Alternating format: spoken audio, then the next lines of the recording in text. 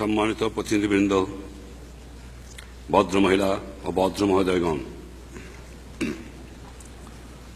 আজ এই মহান পরিষদে আপনাদের সামনে দুটো কথা বলার সুযোগ পেয়ে আমি নিজকে ভাগ্যবান মনে করছি। মানব জাতির এই পার্লামেন্টে বাংলাদেশের ৬৭ কোটি মানুষ প্রতিনিধিত্ব লাভ করায় আপনাদের মধ্যে যে গভীর সন্তোষভাব আমি লক্ষ্য করেছি, আমিও তার অংশীদার। বাঙালি জাতির জন্য এটা এক ঐতিহাসিক মুহূর্ত, কারণ তার আত্মনিয়ন্ত্রণের অধিকার অর্জনের সংগ্রাম আজ বিরাট সাফল্য দ্বারা চিহ্নিত। একটি স্বাধীন দেশের স্বাধীন নাগরিক হিসাবে মুক্ত সম্মানজনক জীবনযাপনের অধিকার অর্জনের জন্য বাঙালি জাতি বহু শতাব্দী ধরে সংগ্রাম চালিয়ে এসেছে। তারা চেয়েছে বিশ্বের সকল জাতির সঙ্গে শান্তি ও সৌহার্দ্যের মধ্যে বসবাস করতে। জাতিসংঘ সনদে যে মহান আদর্শের কথা বলা হয়েছে তা আমাদের জনগণের আদর্শ, এবং এই আদর্শের জন্য তারা চরম ত্যাগ স্বীকার করেছেন। এমন এক বিশ্ব ব্যবস্থা গঠনে বাঙালি জাতি উৎসর্গীকৃত, যে ব্যবস্থায় সকল মানুষের শান্তি ও ন্যায় বিচার লাভের আকাঙ্ক্ষা প্রতিষ্ঠিত হবে। এবং আমি জানি আমাদের প্রতিজ্ঞা গ্রহণের মধ্যে আমাদের লাখো লাখো শহীদের বিদেয়ী আত্মায় নিহিত রয়েছে। আমাদের জন্য বিশেষ সৌভাগ্যের কথা, বাংলাদেশ বিরাট চ্যালেঞ্জ মোকাবেলার করার কাজে যেসব দেশ ও জাতি বাংলাদেশকে সাহায্য করেছেন, আমি তাদেরও আমার আন্তরিক ধন্যবাদ জানাই। জাতিসংঘে আমাদের আসন গ্রহণকে যারা অভিনন্দন জানিয়েছেন, আমি তাদেরও বাংলাদেশের জনসাধারণের আন্তরিক ধন্যবাদ পৌঁছে দিচ্ছি। সে প্রতিশ্রুতি অধিকার অর্জনের জন্য এশিয়া, আফ্রিকা ও ল্যাটিন আমেরিকায় লাখো লাখো মুক্তি সেনানীকে আত্মহত্যা দিতে হয়েছে। এই সংগ্রাম এখনো চলছে। গায়ের জোরে বেআইনি ভাবে এলাকা দখল, জনগণের ন্যায়সঙ্গত অধিকারকে নস্যাৎ করার কাজে শক্তির ব্যবহার, বর্ণ বৈষম্যের বিরুদ্ধে চলেছে জবর দখলকারীদের সম্পূর্ণ উচ্ছেদের জন্য। প্যালেস্টাইনের জনগণের ন্যায়সঙ্গত জাতীয় অধিকার এখনো অর্জিত হয় নাই। উপনিবেশবাদ উচ্ছেদের প্রক্রিয়া ত্বরান্বিত হলেও চূড়ান্ত পক্ষে এখনো পৌঁছেনি।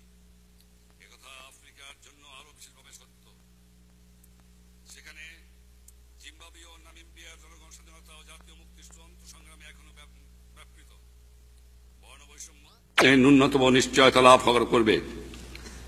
সম্প্রতি গোটা বিশ্বে যে অর্থনৈতিক বিপর্যয় দেখা দিয়েছে, তার পরিপ্রেক্ষিতে ন্যায়সঙ্গত ও আন্তর্জাতিক অর্থনৈতিক ব্যবস্থা গড়ে তোলার কাজে আমাদের আরো তরির ব্যবস্থা গ্রহণ করা উচিত। এ বছরের গোড়ার দিকে অনুষ্ঠিত এই পরিষদের বিশেষ অধিবেশনে বিশ্বের বর্তমান গুরুতর অর্থনৈতিক অবস্থা সম্পর্কে আলোচনা হয়েছে। আমি এমন একটি দেশের পক্ষ থেকে কথা বলছি, যে দেশটি বর্তমানে অর্থনৈতিক দুর্যোগের ক্ষতিগ্রস্ত দেশগুলির তালিকায় শীর্ষস্থানে রয়েছে। এই ক্ষতি কতটা গুরুতর আমি সে সম্পর্কে কিছুটা আলোকপাত করতে চাই। যুদ্ধের ধ্বংসস্তূপের উপরই বাংলাদেশের জন্ম হয়েছিল।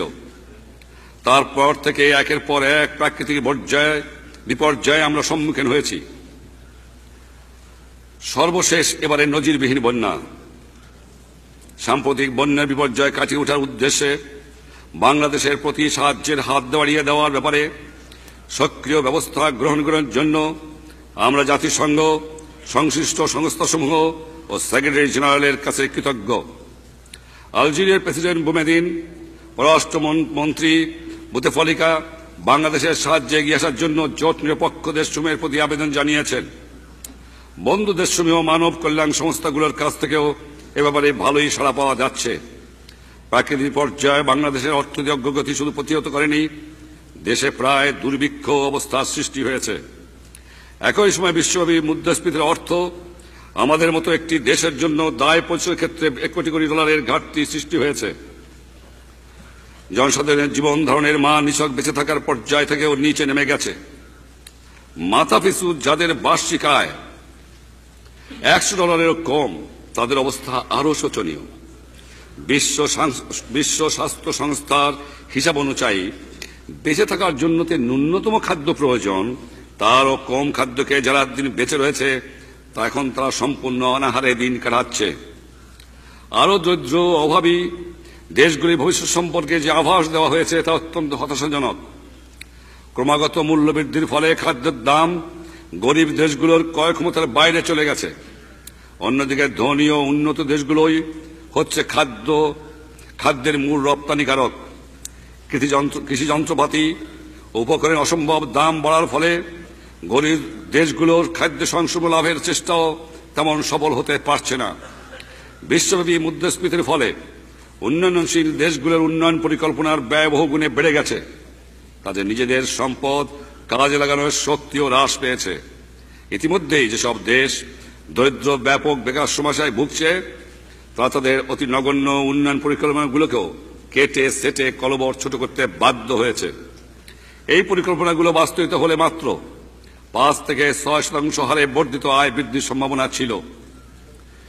বিশ্বের সকল জাতি ঐক্যবদ্ধভাবে এই পরিস্থিতির মোকাবেলা করতে অগ্রসর না হলে মানুষের দুঃখদশারা এমন বিরাট আকার ধারণ করবে, ইতিহাসে যার তুলনা পাওয়া যাবে না। অবশ্য বর্তমানে অসংখ্য মানুষের পুঞ্জীভূত দুঃখদশার পাশাপাশি মুষ্টিমেয় মানুষ যে অভূতপূর্ব বৈশ্বিক সমৃদ্ধি ও সুখ সুবিধা ভোগ করছে তার তুলনা ইতিহাসে বিরল। এই অবস্থার পরিবর্তন ঘটাতে পারে আমাদের মধ্যে মানবিক ঐক্যবোধ, ভ্রাতৃত্ববোধের পুনর্জাগরণ, পারস্পরিক নির্ভরশীলতার স্বীকৃতি বর্তমান সমস্যার যুক্তিসঙ্গত সমাধান ঘটাতে সক্ষম। বর্তমান দুর্যোগ এড়াতে হলে অবিলম্বে ঐক্যবদ্ধ প্রচেষ্টা দরকার। বর্তমানের মতো এত বড় চ্যালেঞ্জ মোকাবেলা জাতিসংঘ অতীতে কখনো করেনি। এই চ্যালেঞ্জ হচ্ছে একটা ন্যায়সঙ্গত আন্তর্জাতিক অর্থব্যবস্থা আর সৎ প্রতিবেশী সুলভ সম্পর্ক প্রতিষ্ঠার চেষ্টা চালিয়ে যাবে। যে সম্পর্কের ভিত্তি হবে শান্তিপূর্ণ সহ অবস্থান, পরস্পরের সার্বভৌমত্ব ও আঞ্চলিক অখণ্ডতার প্রতি সম্মান প্রদর্শন এবং একে অন্যের আভ্যন্তরীণ বিষয়ে হস্তক্ষেপ না করা। বিশ্বের এই এলাকায় এবং সর্বত্র শান্তি প্রতিষ্ঠা ও অক্ষুণ্ণ রাখার প্রতি প্রচেষ্টায় আমাদের সমর্থন অব্যাহত থাকবে। বাংলাদেশের সাম্প্রতিক সর্বনাশা বন্যায় ক্ষতিগ্রস্ত লোকদের সাহায্যের জন্য প্রয়োজনীয় ত্রাণ সামগ্রী আহরণের কাজে জাতিসংঘ যে প্রচেষ্টা চালাচ্ছে এর জন্য আমরা কৃতজ্ঞ। প্রাকৃতিক দুর্যোগের কবলে পড়ে যেসব দেশ বারবার ক্ষতিগ্রস্ত হয়, বাংলাদেশ তাদের অন্যতম। তাই প্রাকৃতিক দুর্যোগ থেকে উদ্ভূত পরিস্থিতির মোকাবেলায় বিশ্ব সমাজে দ্রুত এগিয়ে আসার উপযোগী একটি নিয়মিত প্রাতিষ্ঠানিক ব্যবস্থা গঠনে বাংলাদেশের বিশেষ স্বার্থ নিহিত রয়েছে। অবশ্য সূচনা হিসাবে এই ধরনের একটি ব্যবস্থা ইতিমধ্যেই রয়েছে। এই ব্যবস্থা হল জাতিসংঘের বিপর্যয় ত্রাণ সমন্বয়কারীর অভিশেষ স্থাপন। এই সংস্থাটি যাতে কার্যকরভাবে তার ভূমিকা পালন করতে পারে সেজন্য সংস্থাটি শক্তিশালী করে তোলা একান্ত দরকার। জাতিসংঘের সদস্য দেশগুলোর এ ব্যাপারে বিশেষ দায়িত্ব রয়েছে। প্রিয় প্রেসিডেন্ট, সর্বশেষে আমি মানবের অসাধ্য সাধন ও দুরূহ বাধা অতিক্রমের অদম্য